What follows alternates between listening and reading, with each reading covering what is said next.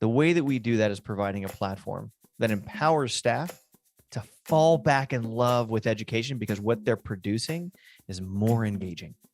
With these clinical competency patients that feel real, look real, and require a student to make critical thinking decisions to get the patient to definitive care.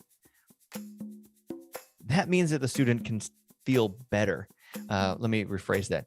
That means that the students can feel like they're more engaged and having fun doing work.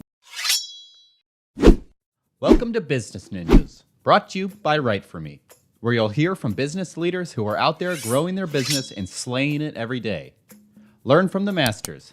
Let's get started.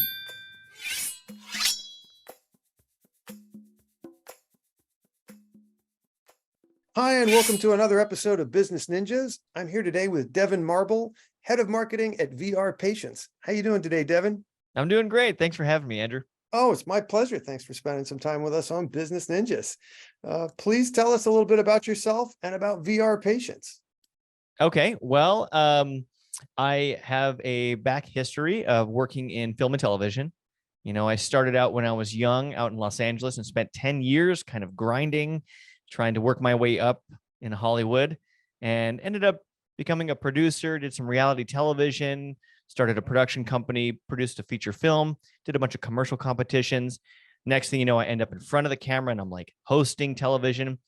And it kind of dawned on me around the time that I got reacquainted with my high school sweetheart, who I have since married and had children with. Oh, And I know it's a wonderful love story.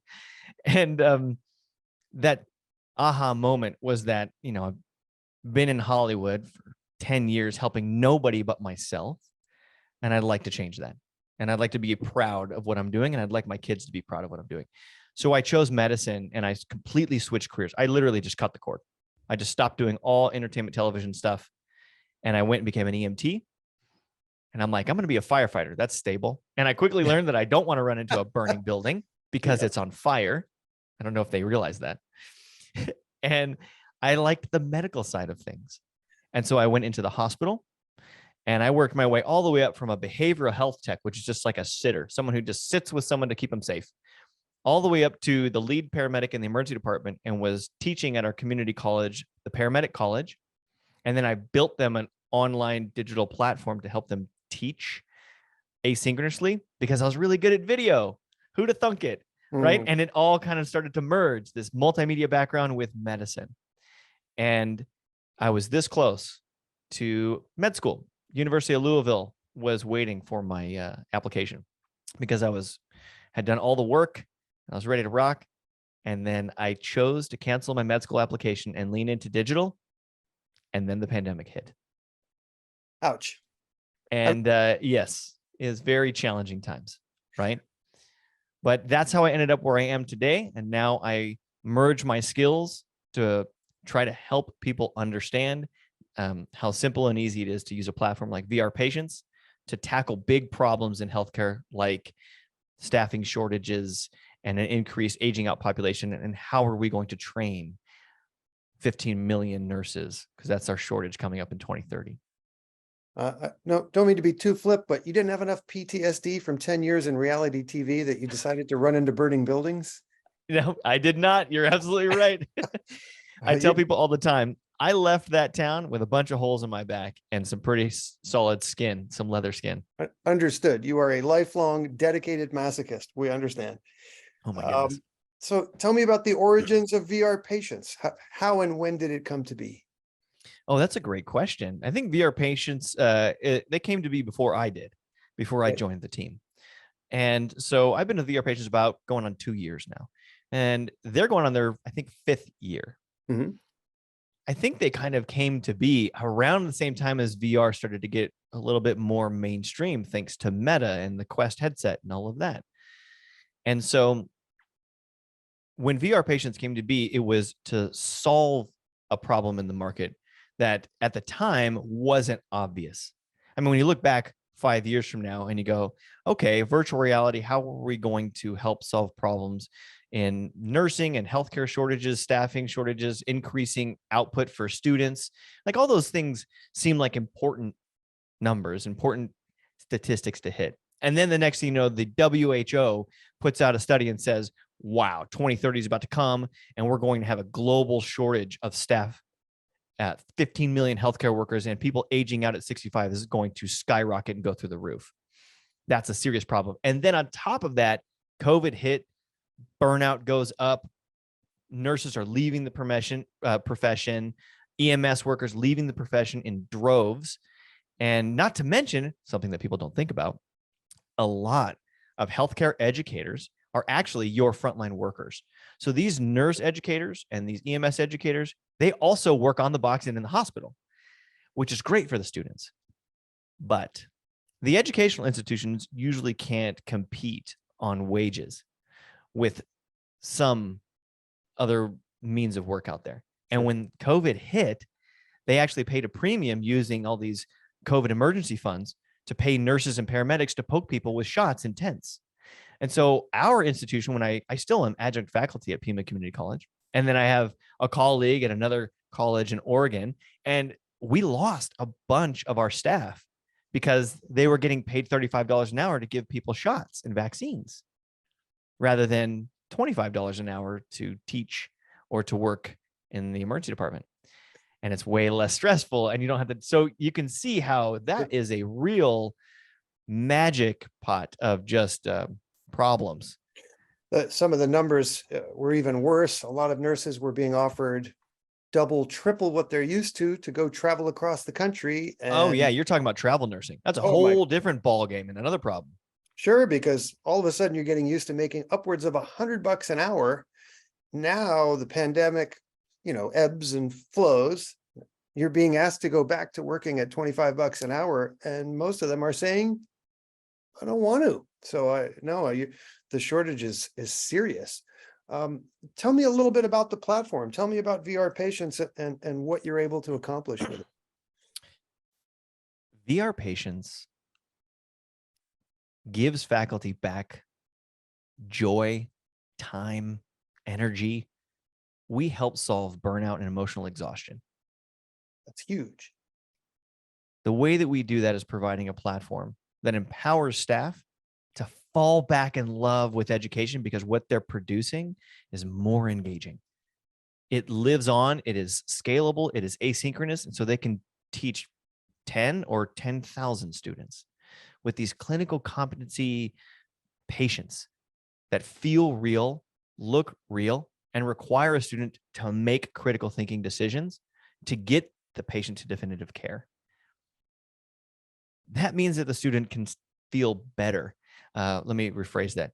That means that the students can feel like they're more engaged and having fun doing work, right? Because it's immersive and you're engaged and you realize you're actually iterating on something that's really challenging, but it's fun. And the faculty can measure every single click and every decision that they're making and feel this sense of accomplishment that they can produce at scale and become more effective, which gives them back time to really spend with their students on debriefing or testing or grading or all of the things that they love about teaching that right now seem insurmountable when you need to produce more students with less staff, less money, less time. I love it. That's what VRpatients does. We give the faculty back time. And in terms of the cost of that education, we happen to know some actors who get paid on a regular basis to be patients for all of those scenarios in the standardized patients. Standardized patients, exactly. That's a cost that gets removed from the equation. Well, I actually am going to push back a little bit on that because I think there's actually a place for each aspect of these forms of education. So standardized patients are really valuable, especially for test day. Sure. Right? When you need to be a little bit subjective about, let's say, their bedside manner, and you want that human interaction to deviate but stay in a safe space, right? AI is getting closer to that, but it's not there yet. Of course.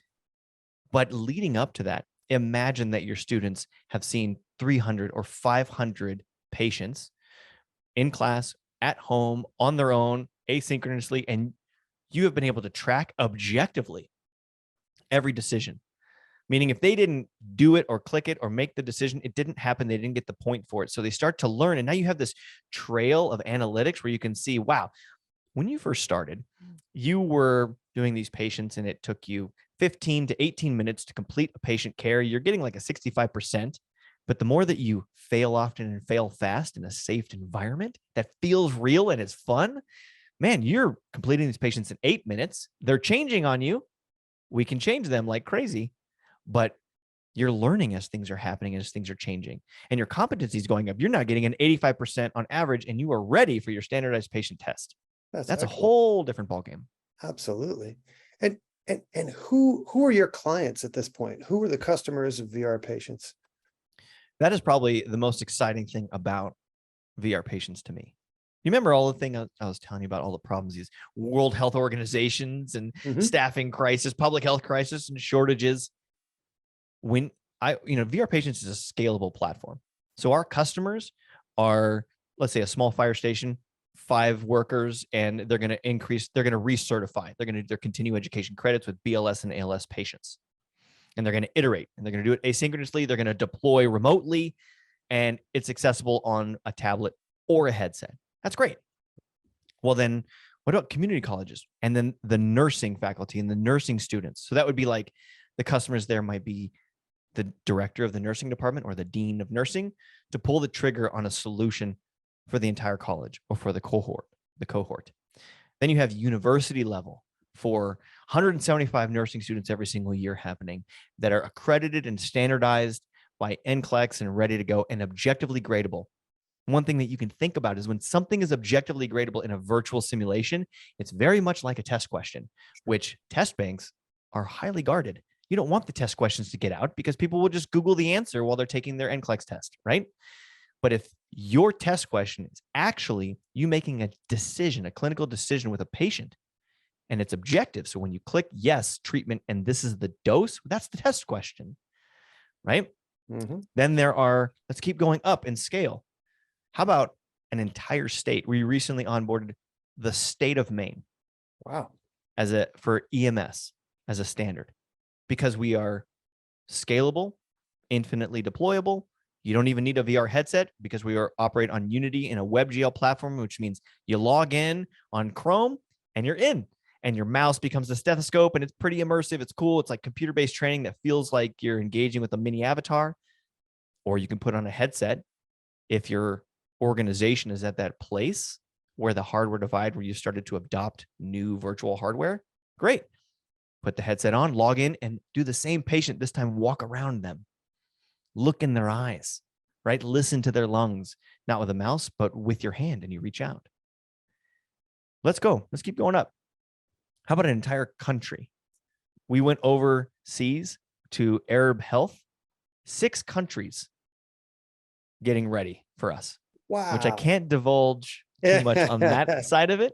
Gotcha. But this idea where we have yet to meet our limit of scale, which makes solving that world health crisis, that public health crisis, actually achievable. And let me back that up a bit. I don't think that virtual reality education or immersive simulation is the silver bullet, but I do believe that education and initial training and continued education is one way we can help tackle the crisis. If we can produce more students faster that are more competent, so on day one, when they get the job, they actually perform like a year 1 nurse, absolutely, we want to do that.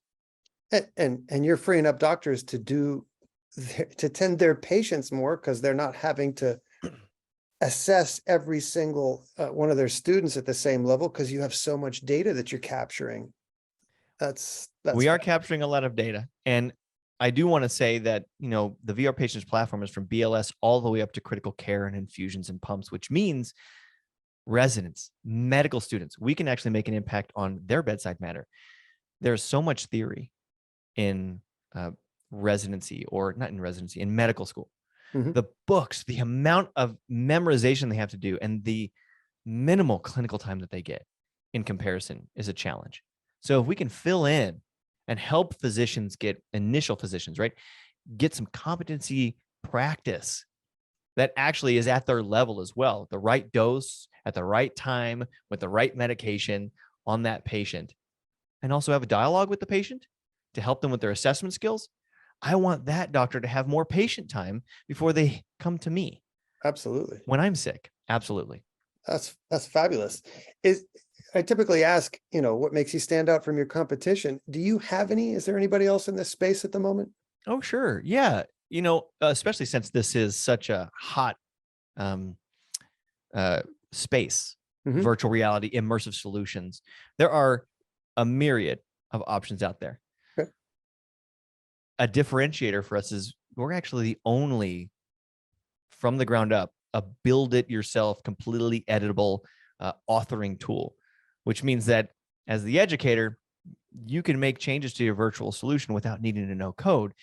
The other options that are available are you have to pay for each patient like they're a game. And so they run and operate really well, except you can't change them, which is not like human physiology at all. Nope. And it doesn't take long so I'm a paramedic, right? I did complete some of my medical education, and it does not take long to practice a virtual game or a virtual sim and learn how to treat that one patient one time. I'm no longer learning from that patient after I've figured it out, after I know how to win at the game. And it gets extremely expensive and not scalable for the institution. So if they want a new patient, it may cost $15,000 for a custom built patient, or they may just pay a couple $1,000s to download another one, which again will just be figured out. And then you have to buy another one. This becomes this endless chain of an opportunity for institutions to raise tuition on students because they have to pay for a not scalable virtual solution. VRpatients allows you to build an unlimited number of virtual simulations, and we don't charge for that. We give you the tool to build your own house and change the roof and change the tile and make it, you don't like the lead pipes, so put in copper. Anything that you need to do structurally, we've built you a platform and all the tools necessary to change out your patients and their needs. That's excellent. I mean, it sounds like your competitors have created a good business model for themselves only, in terms of, once you're on the dime, you're never getting off because you have to keep expanding. But that's, yeah. I think there's a difference between providing a solution that is a 50-year solution and providing a solution that'll work for the next 5 years. Yep. We're aiming for 50. Yep. What are some of the most common challenges you're solving for your clients? Content creation, make a customer education in a new space, helping people understand, why do you need something like this when they've been doing something a certain way for so long? Mannequins, right? And we use mannequins. A mannequin works as a simulated patient. Why do I need VR headsets? Why do I need to learn this? This is a new platform. This is daunting, right? This is new technology. Will this replace me? That's a big one, surprisingly. And I think all of that just comes from a lack of awareness and education on what exactly the platform does and what exactly the technology does. When you put on a VR headset, it doesn't replace the faculty member, right? It is way more powerful for the faculty member. I often equate it to this. I say, put down the chalk and pick up the marker. And I tell a story about when whiteboards, the chalkboards were being phased out of schools and whiteboards were coming in. And I imagine this faculty member who's standing there, who's really good teacher, right? Very good at educating their students, good metrics, and had to get pretty good at drawing because all he had was a piece of white chalk and a green or a black board. And then these whiteboards start appearing, and you can do blue and red or oxygenated and deoxygenated blood. And now you can draw in colors, which helps with student understanding because you can now create things on a white canvas that color helps separate things in your mind. But that faculty member puts their heels in, digs their heels in and says, no, I like my chalk. I'm a Why chalk are we fixing expert at this? this point. You can't Yes, take it's this not from me. broken.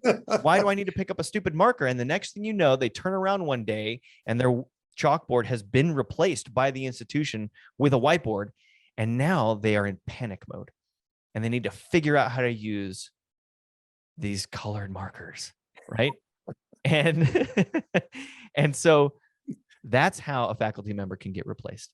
I really want to encourage people to pick up the tool that's available to you to make yourself 2.0. Be more valuable to your students. That's what we're all trying to do anyways. Well, hey, resistance to change in any industry is dangerous business. In healthcare, it is literally critical, right? Yeah, life and death. Our understanding of what's going on in the human body is evolving by the minute. They do refer to it as practicing medicine, right? It is not a flawless art.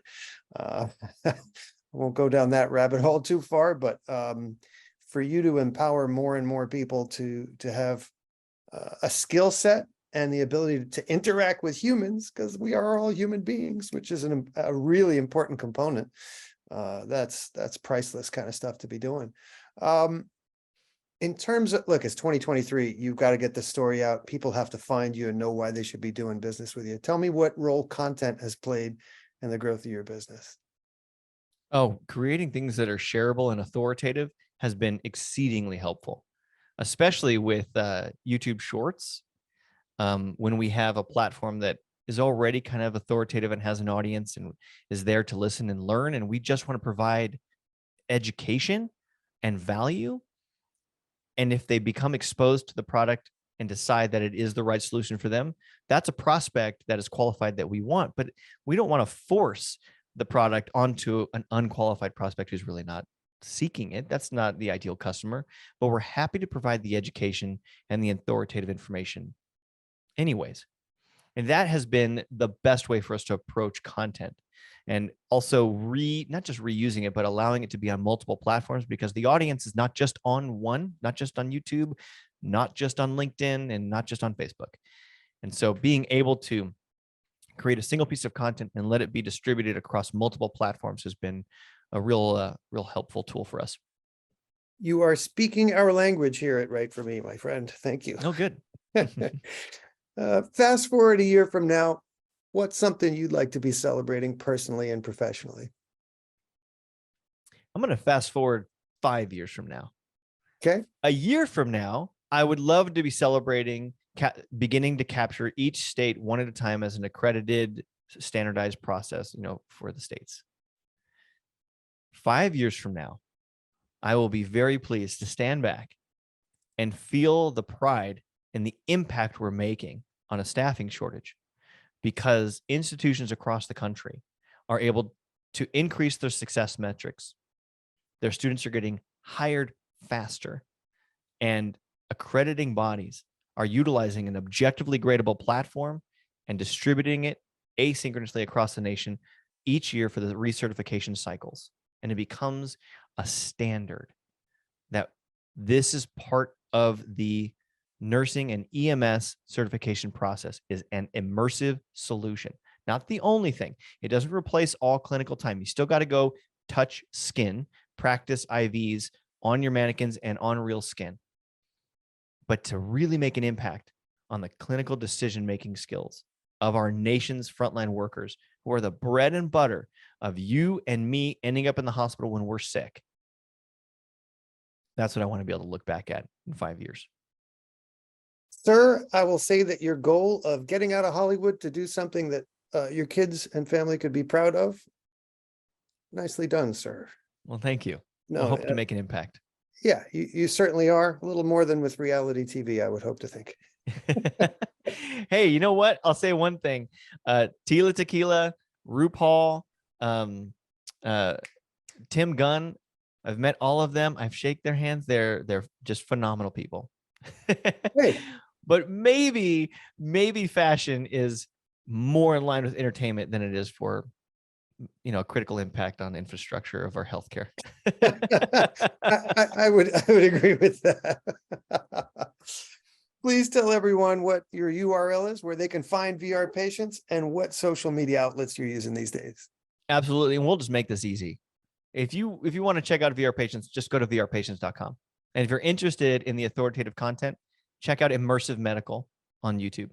That is our content creating platform that allows us to speak to an audience of 36,000 subscribers and growing. And we just want to provide authoritative information for you and help the cause. Let's make an impact on public health. Devin Marble of VRpatients, I wish you and yours and your company all the best, because you are enabling people to keep people healthy and thrive. And that's important stuff. So I thank you for what you do. And I No, thank you, sir. thank you for spending some time with us today on Business Ninjas. It's my pleasure.